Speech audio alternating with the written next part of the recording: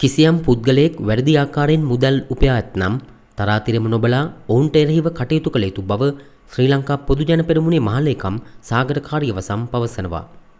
ඒ අනුව චෝදනා කිරීම පමණක් ප්‍රමාණවත් නොවන බවත් එම චෝදනා ඔප්පු කිරීමට කටයුතු කළ යුතු බවයි ඊයේ පැවති මාධ්‍ය හමුවකට එක්වෙමින් හිටපු පාර්ලිමේන්තු මන්ත්‍රීවරයා සඳහන් කළේ.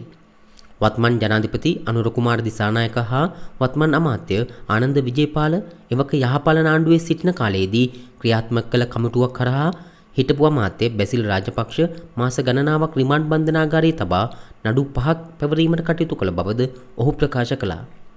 නමුත් ඔහු එම නඩු 5න්ම නිදොස් කොට නිදහස් වූ බවත් සමහර නඩුවලට කිසිදු සාක්ෂියක් නොතිබුණු බවත් ඔහු පෙන්වා දුන්නා.